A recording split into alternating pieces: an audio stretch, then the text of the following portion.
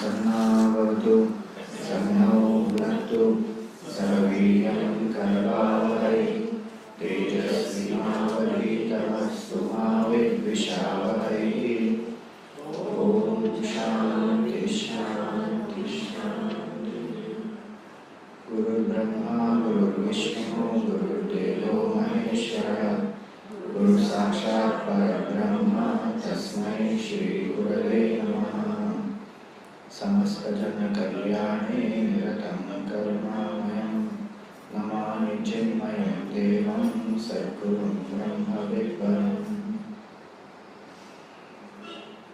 Om Pathaya Pratibodhitam Bhagavata Narayanena Swayam Vyasena Dathitam Puranamina Madhye Mahabharatam Advaitamritavarshiniim Bhagavatim Ashtadashaadhyayiniim Ambatvamanusandathami Bhagavad Gite Bhavadveshiniim Yam Brahma Varunendra Rudra Marutaha Stunvanti Divyaistavaihi Vedai Sangha Padakramo Panishadaihi Gayanti Yam Samagaha Dhyanavasthita Tadgatena Manasa Pashyanti Yam Yoginaha Yasyantam na vidusura suragana Devaya Tasmai Namaha. Devaya Tasmai Namaha.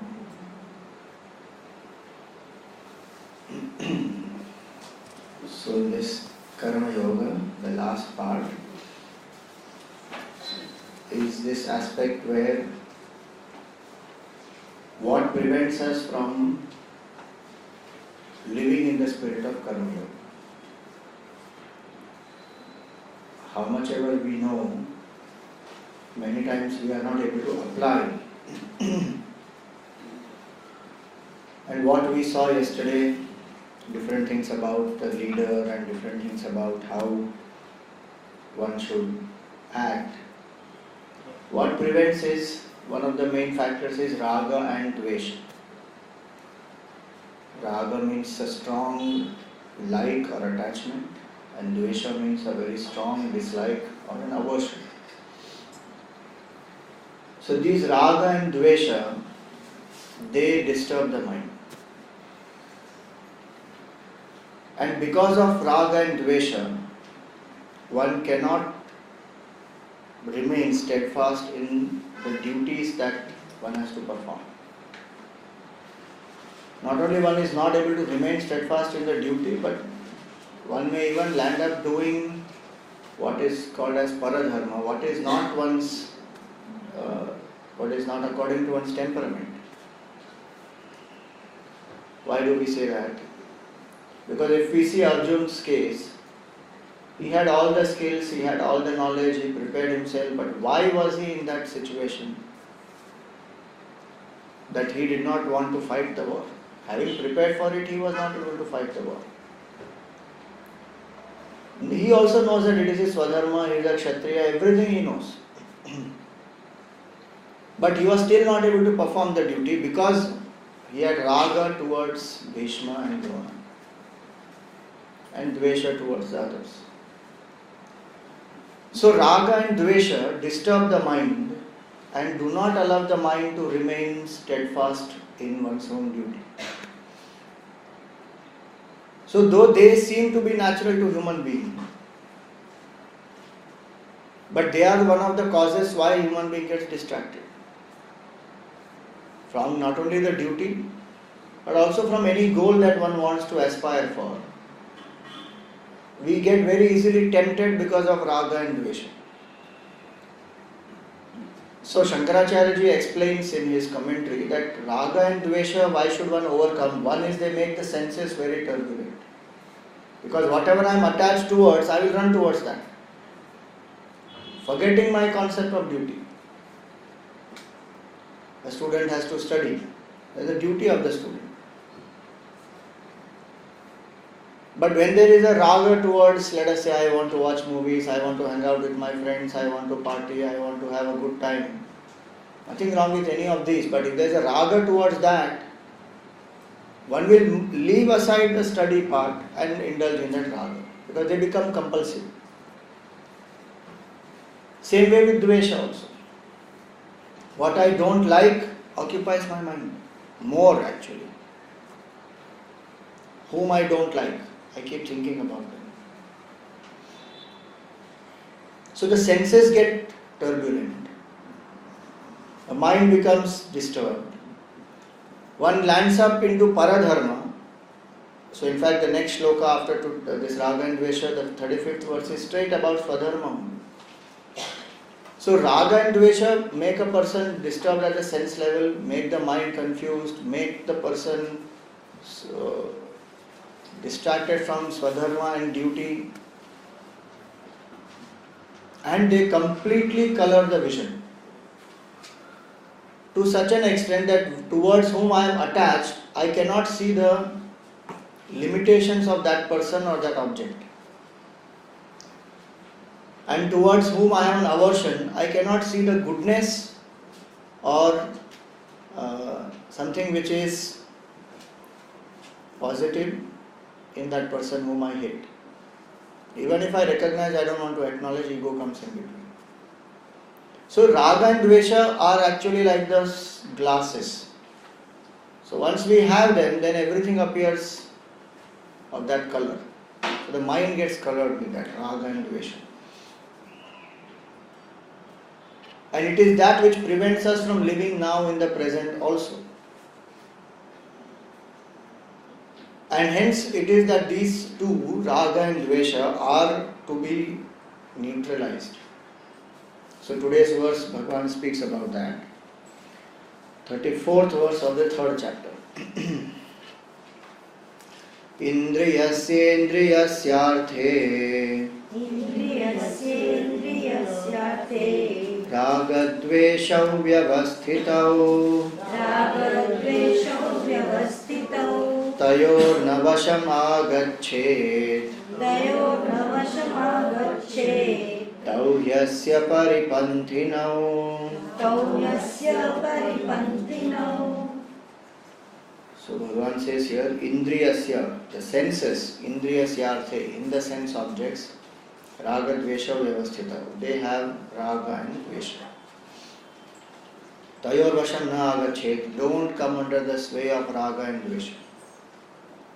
Tau yasya paripanthinau, they are the robbers of the way. Paripanthina, pantha is the path. So they are the robbers, they are the enemies, so don't come on the way, don't get swayed by them. So Paripanthina also means they are daylight robbers, they are not thieves of the night. Broad daylight they will come and loot away the peace of mind. So Indriyasyarthe raga dvesha vyavasthita. So remember, raga and dvesha is not in the indriya artha. Indriyasya, it is in the mind. It is in our senses, the sense cravings. It will come ahead now, what? He will explain the whole situation. But this raga and dvesha are that which disturb the human being. That's why in the Sthita Prajna Lakshan we have seen earlier that the man of wisdom is able to live in the same world and moves about in the same objects as you and I move about. And yet the person remains balanced and is never disturbed by them, nor tempted by them, nor distracted by them. Why? Raga dvesha viyukta istu vishayan indriyaschara. Because the person has mastered raga and dvesha. So the objects no more have a power on that person because the mind does not have that raga and dvesha. Atmavashya vidhe atma prasadamadi gacchati. That person has mastered his mind and will attain peace and happiness. So key to attain peace and happiness is this. My own raga and dvesha I must neutralize. And it cannot happen that I can let go of dvesha but I hold on to raga. Raga is so nice. Let me hold on to raga. Dvesha, let it go. It won't happen. Because they come together only. If there is raga, there will be dvesha. If there is dvesha, there has to be raga. There cannot be one only. And it is this raga and dvesha actually which make us impulsive also. Otherwise there is no need to get impulsive. But what I am attached to, if there is a fear of losing that or I am taken away from that, mind is disturbed. And what I am averse to, and I have to do that, then there is a problem. So they only make us impulsive, they disturb the mind. What is the sign of mastery over the mind? This mastery over raga and dvesha. Sometimes you may find that if you actually introspect, we can find that our life is so much involved in raga and dvesha that once we come to spirituality and we start reducing raga and dvesha, there is enough time and space to think. And we wonder, kya ho gaya? Because raga and dvesha occupies the mind so much, and slowly if it reduces,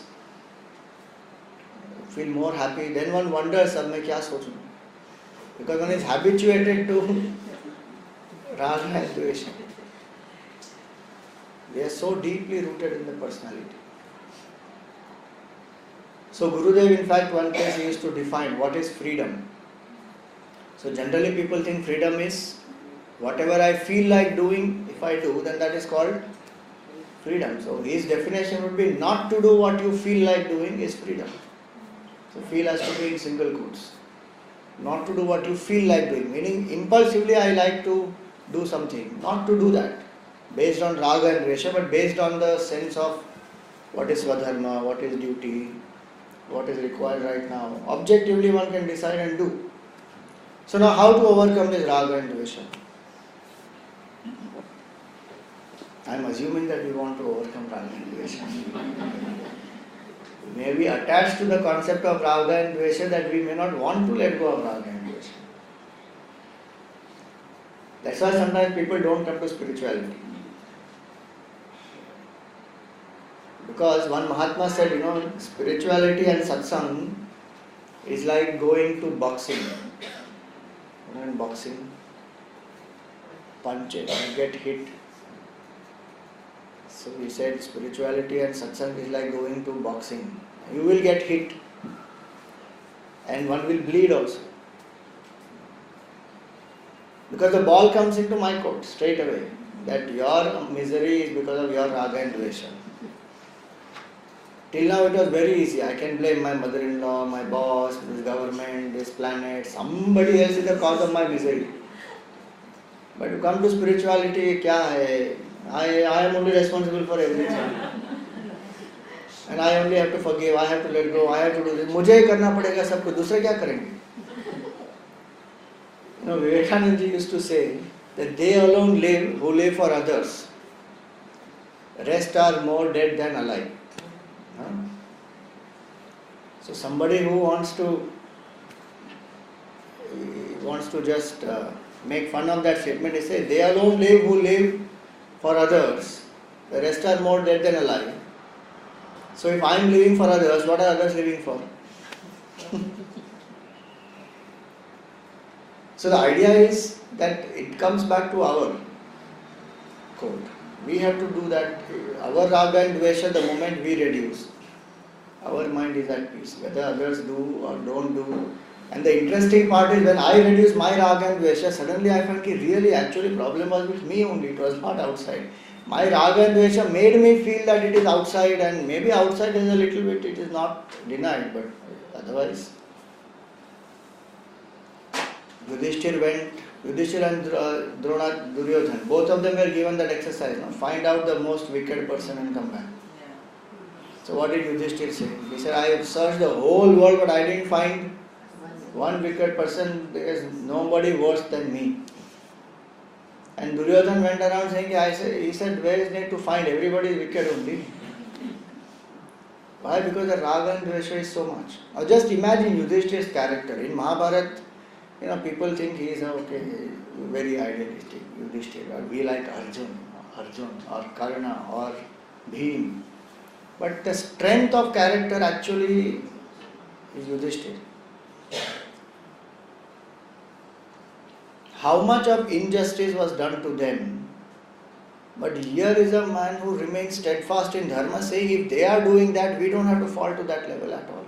We will remain steadfast in dharma because we follow dharma for our sake, not for their sake. Blood will boil for the things these people do, the Kauravas do. But how much of strength of his character and his clarity in thinking that he remains steadfast, saying, no, don't do this, don't react, don't shout. Tremendous. That is mind when the mind has got free from raga and dvesha. But then what about his raga towards gambling? So he paid the price for it. No? That's why the Mahabharata is such a realistic thing that he paid the price for it. So the idea is that raga and dvesha, any one, and the lesson to be learned from that is there only, that there cannot be any justification for even the slightest amount of raga and dvesha.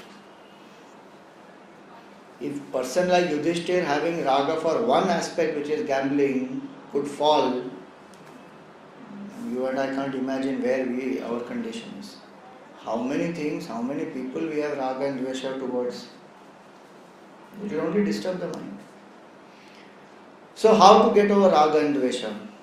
A few points let us see. First we come to things. So raga towards certain things, when we have, two things must be done. First is, one is hold on to need-based enjoyment and nothing more than need-based enjoyment. When I hold on to need-based enjoyment, the mind does not imagine fancifully, doesn't start indulging in many thoughts of pleasure. Because remember, what creates raga and dvesha is brooding. By itself, raga and dvesha is not born in our heart. When I brood over a thing or a person, positively or negatively, positively meaning when I think that this is the source of my happiness, and I imagine myself with that, what we saw in the second chapter, dhyayato vishayan pumsaha sangasteshu upajayate. When I brood over something, then I create that attachment towards it. And when I keep thinking negatively about something, that I don't like this person, I don't want to meet this person, I don't like this thing, and I don't want to face it, then I create dvesha. So the brooding creates raga and dvesha. So if I limit myself to need-based enjoyment, raga can go. And also, what is prohibited, I may have raga towards that. I should stop all that which is prohibited.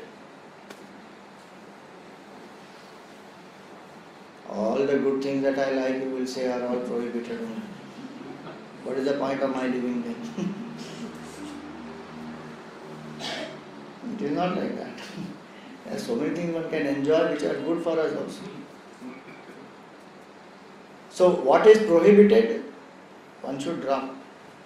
Because along with that comes sense of frustration, guilt, energy dissipation, hurt to oneself, others. A lot of things happen with that prohibited karma.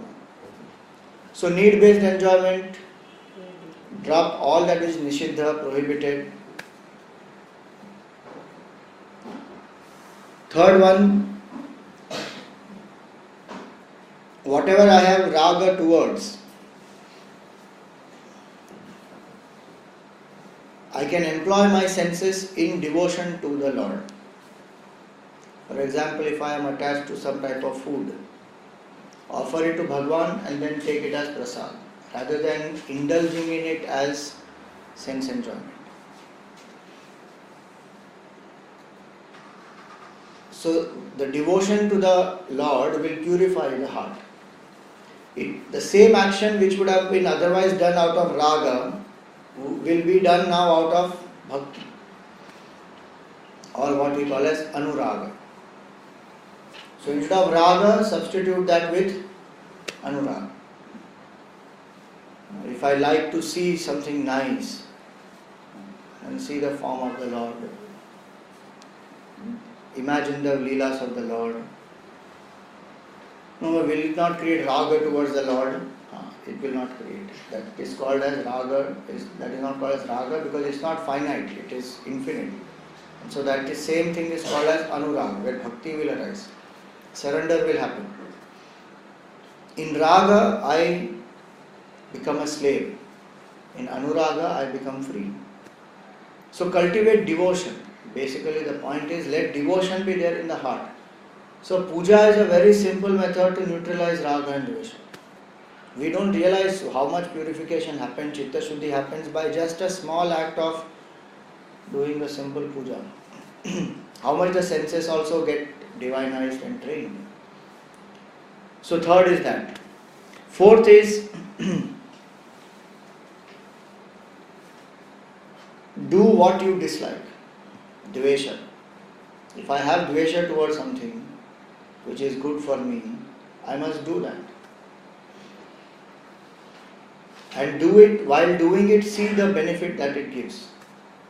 Because dvesha doesn't allow me to see. Suppose I like sleeping more than jogging. So then I must get up and jog. And while I am jogging, I have to see the benefit of it.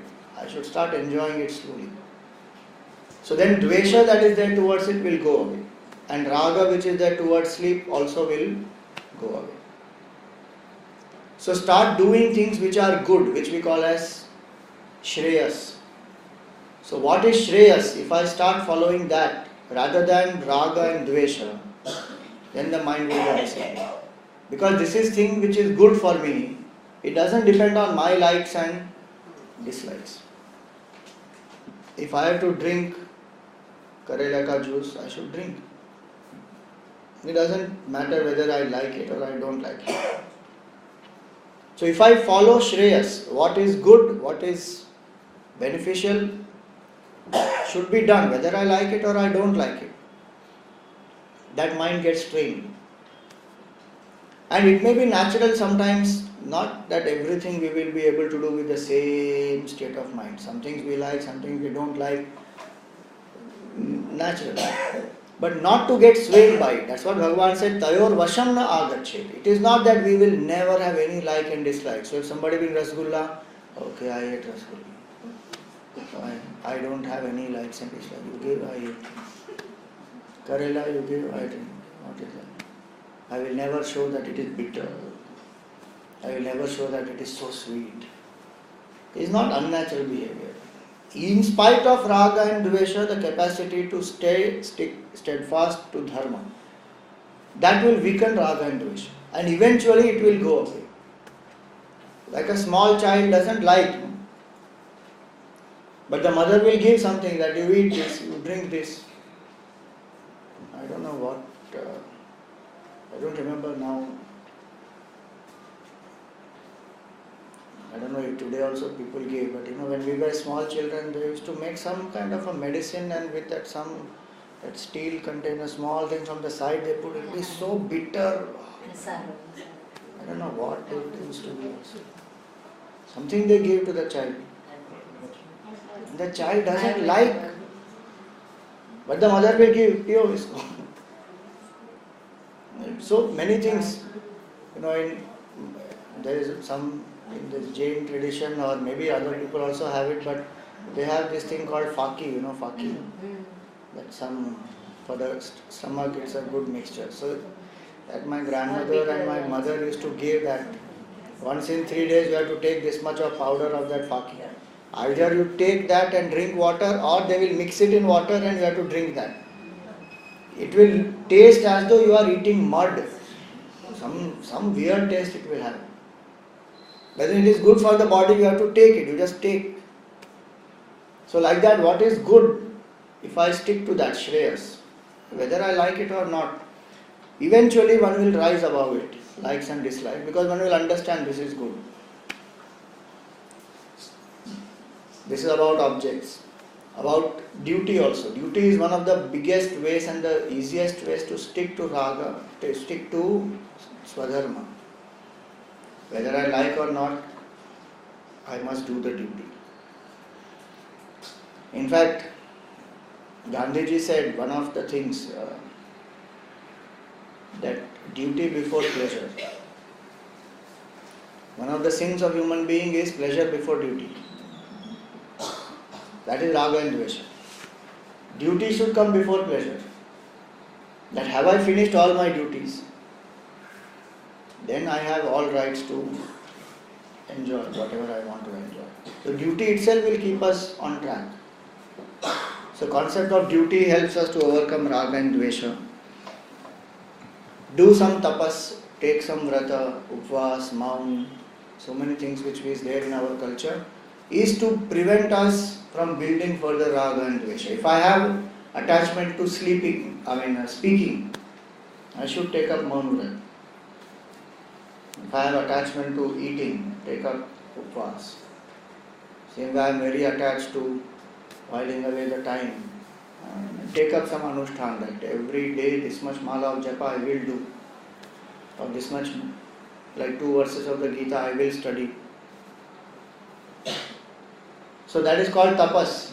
So if I do tapas, slowly raga and dvesha can go away. And something very interesting is, if I do small things that I dislike, I will be able to do big things that I like. Not about like and dislike, but it is about motivating one's own mind, saying if you do this, you have that freedom to do what you really want to do. Because mastery of the mind has come now. Now about people. The one to whom I am very attached, I must find out what is that which I am deriving from that person, because of which I am attached to that person. Then one has to work on that. Then only raga will go.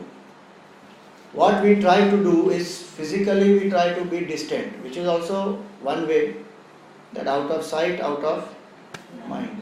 Many times that happens, and slowly that much interaction is not happening, so then that much thought process is lesser, and slowly one becomes detached.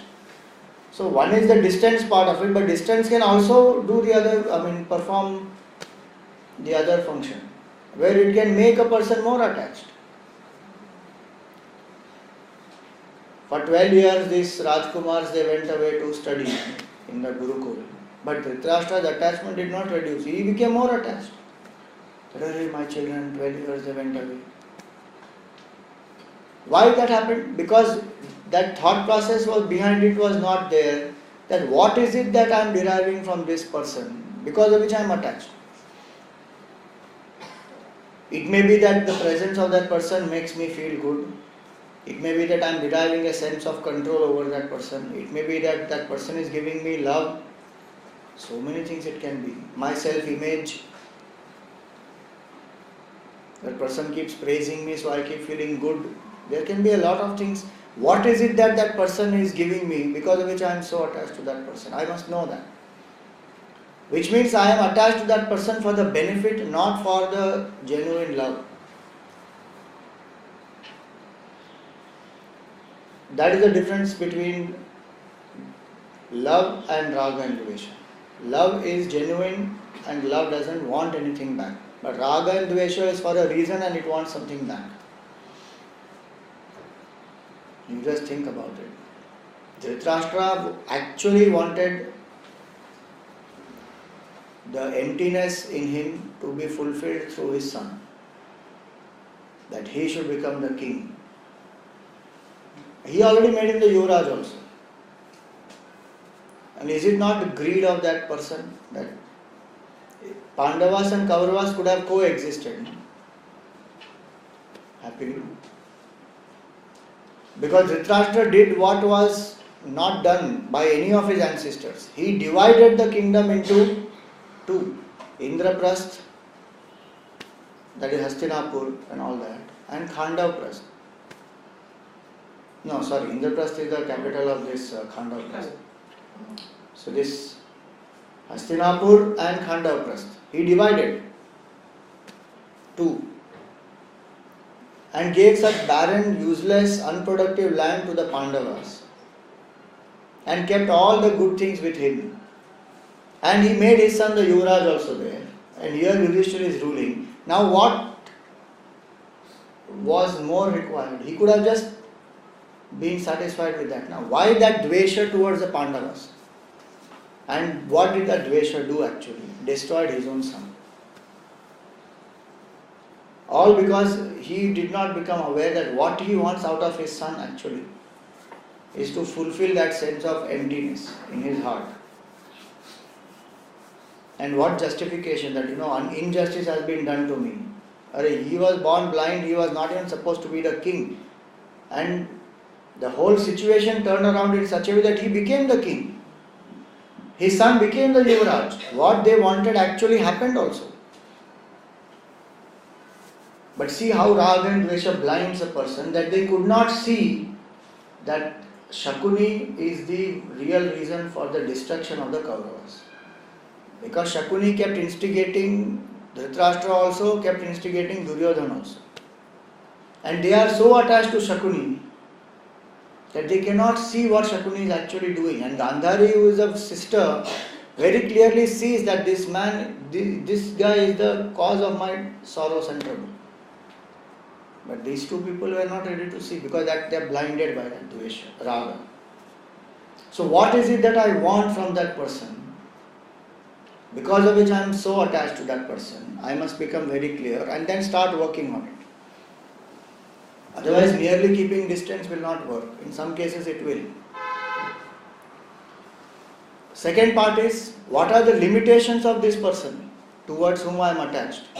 That also I should see. Because as I said, when I am attached, I don't see the limitations at all. And because I don't see the limitations, I get more attached to them.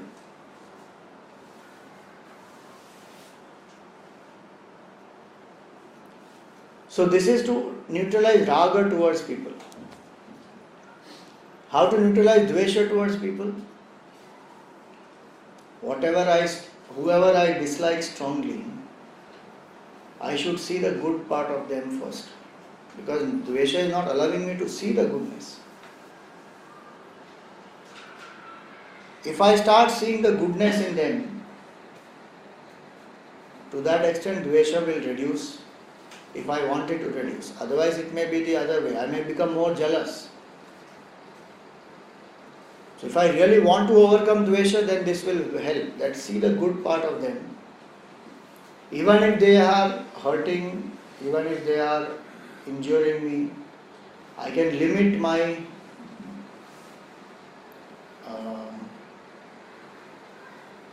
I should not say dvesha, but I can defend myself, I can protect myself.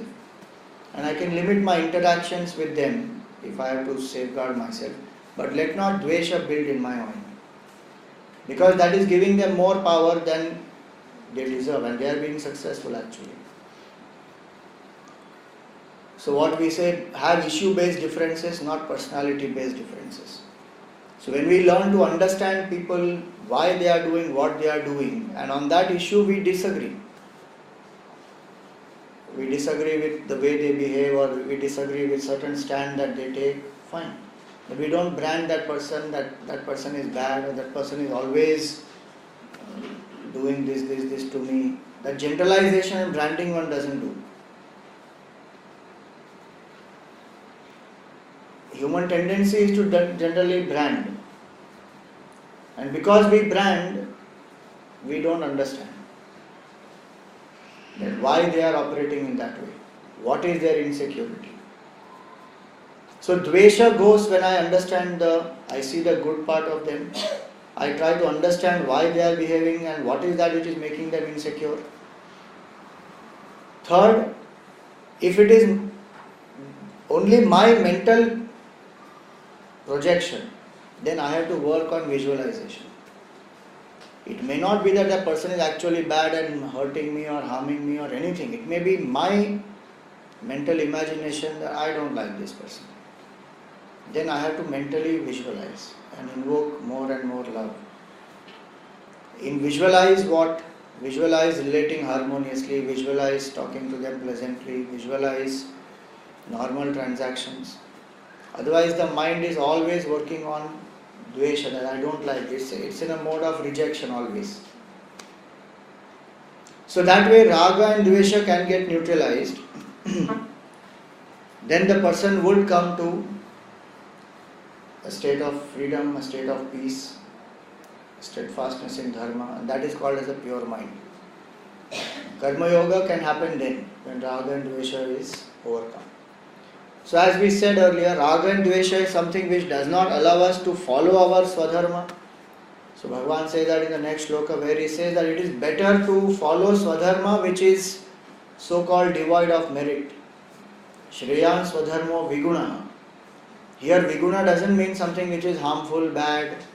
Viguna means it appears to be not so glamorous. It appears to be sometimes very difficult and disgustful also. Like he has to kill now his own relatives. Very disgusting act it is. But he says it is better to follow that swadharma than paradharma svanushtita, than to do what is not meant for you.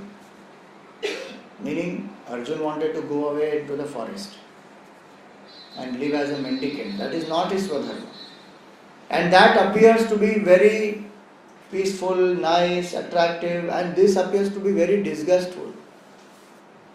He says it is better to stick to one's own swadharma, even if it appears to be disgusting. Because it is not done out of raga and dvesha, it is done out of the whole concept of swadharma.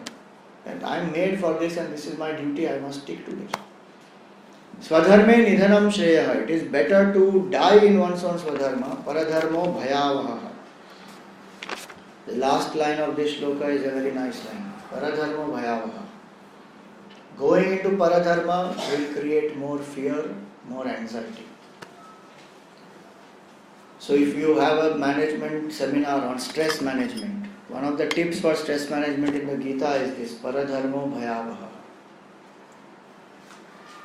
Paradharma is the cause of fear and is the cause of stress. In our life, sometimes paradharma happens through false masks that we put up. That is paradharma. I am not that, but I want to show to the world that I am that. From inside I am something else only, but simply putting on a false mask. Then that is paradharma. And that paradharma will lead to a lot of stress.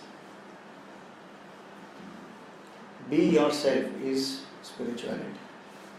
Don't put up simply one mask, is what Vedanta tells us. Already all this is a mask that we have. Is body, mind, intellect, all that is already the masks, layers which are covering the Atma.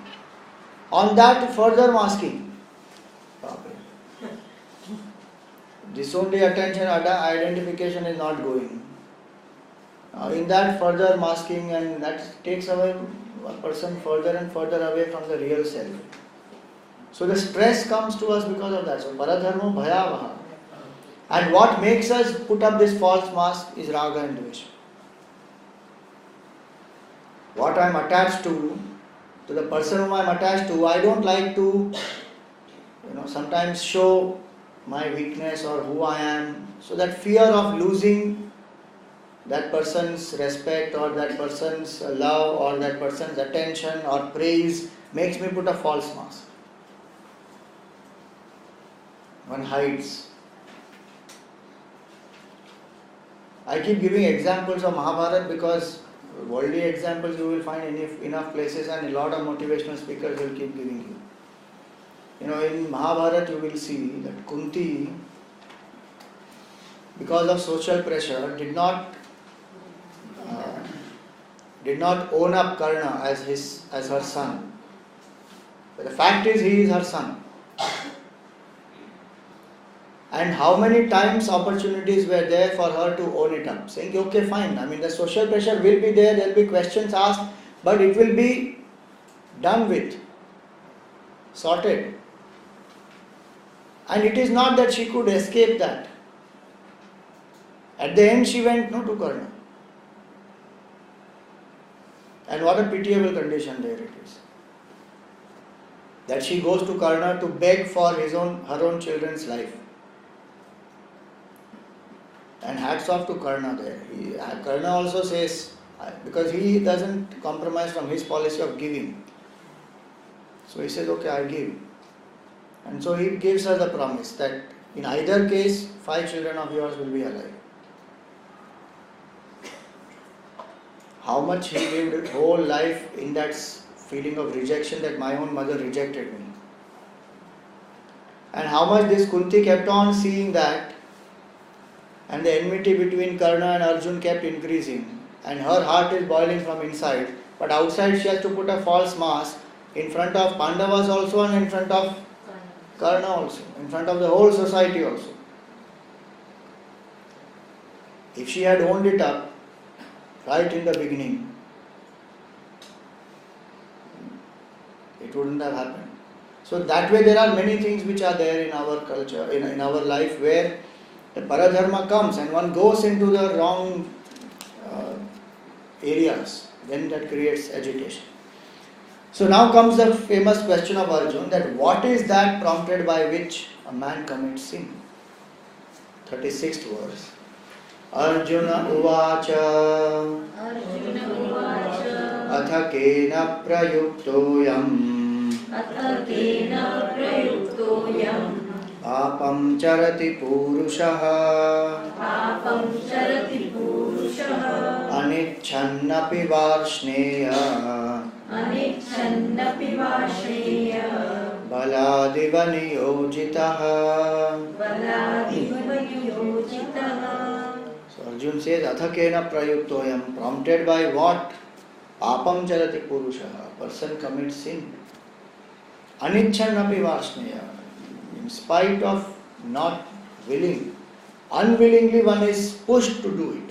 What is that force in us which unwillingly, even though we are not willing, but it is pushing us to do what is wrong, to do the sin? Baladiva, forcefully. It is such a force inside me that I know that this is wrong, I am not willing to cooperate with it, but I am helpless against that force. What is that force in me?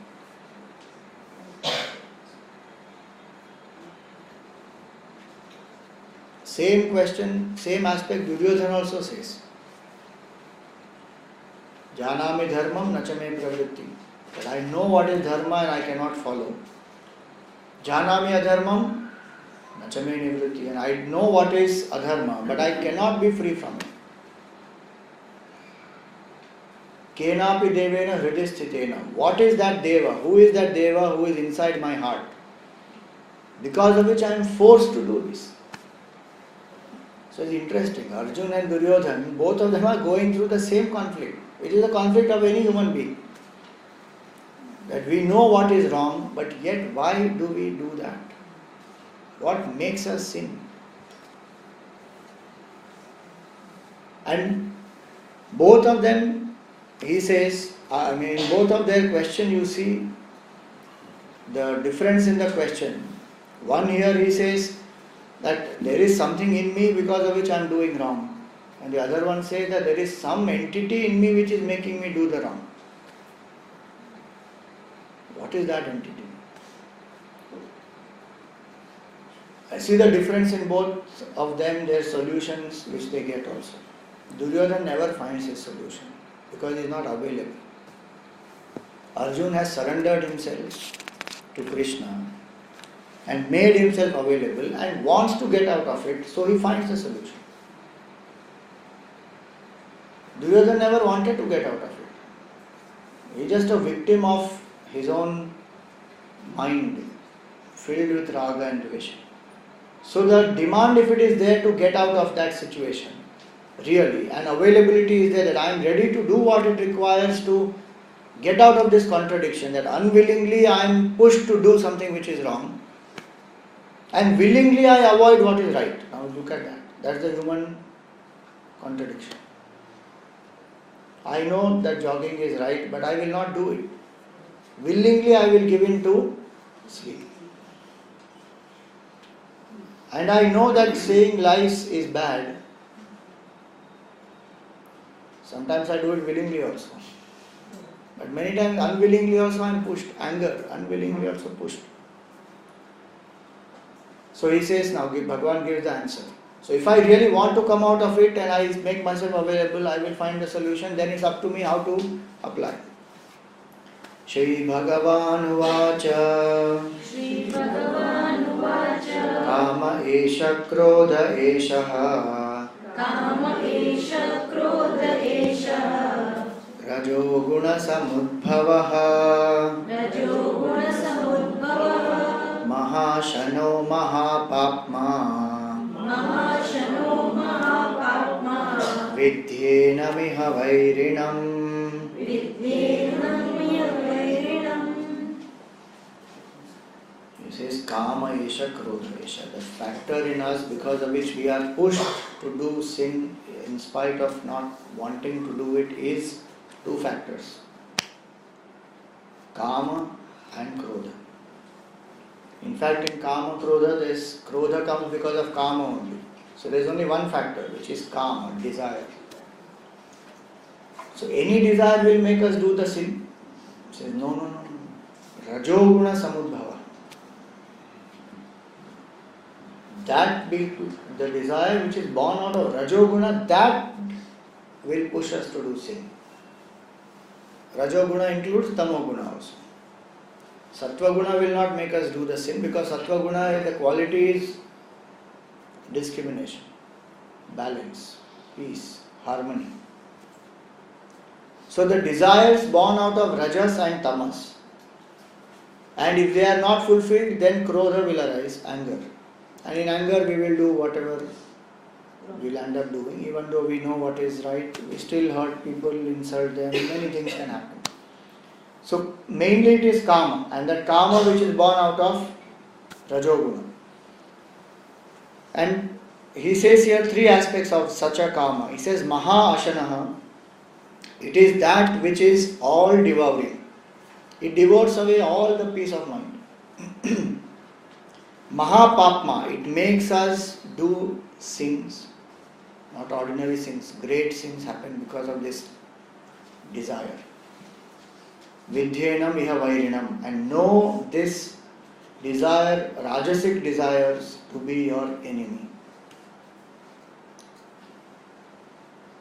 Exactly opposite of what we believe in today's world. Swamiji, you must have killer instinct to grow. There is rajasic desire. Killer instinct to grow, it will kill you also. Kill dharma inside you also. Inspiration is required to grow. Sattvic desire is required to grow.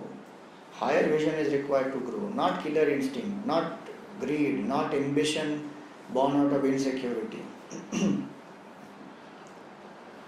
So he says here Rajoguna Samudbhava. So the factor which makes us sin, factor which makes us lose our peace, and because of which is our main enemy, is in our own heart, which is the desire born out of Rajoguna.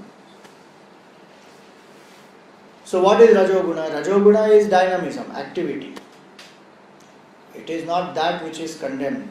What is condemned is the quality, one of the qualities of Rajoguna is greed and attachment. Insecurity, attachment and greed.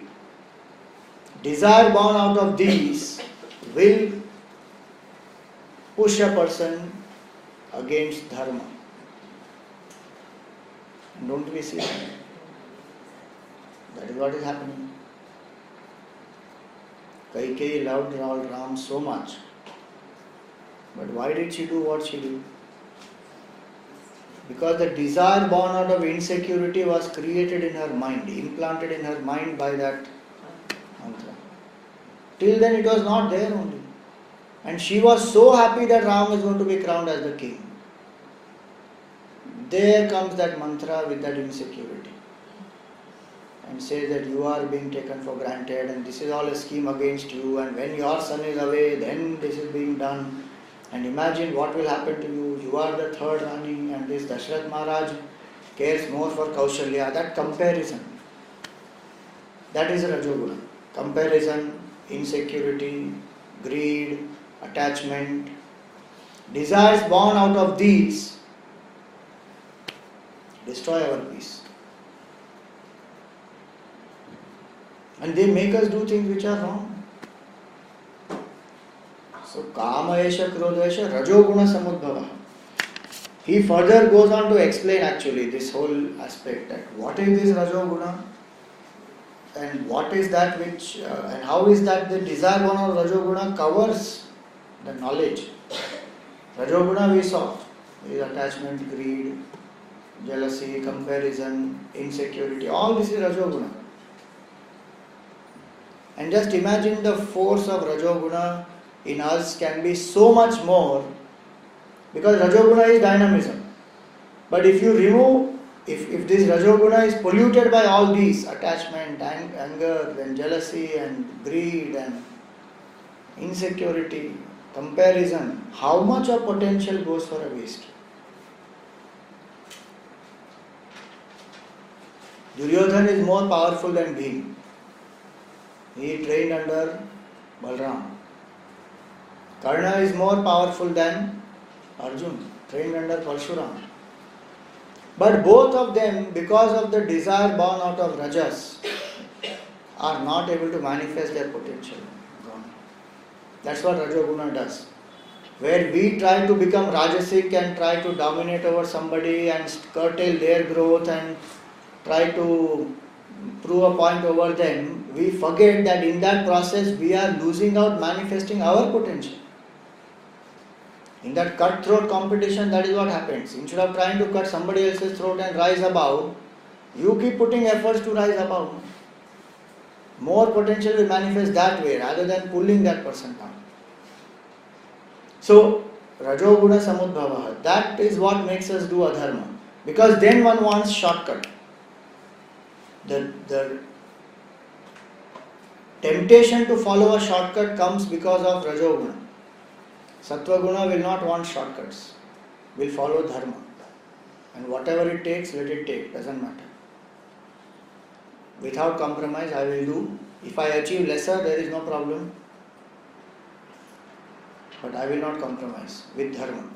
That is Sattva-guna born desire and success based on Sattva-guna. So now he goes on to say that we will take up in our next session, that how this knowledge covers, how this Rajoguna born desire covers the knowledge in us, so that even when I know what is right, I still end up doing the wrong. Our session next month will be 14, 15 and 16.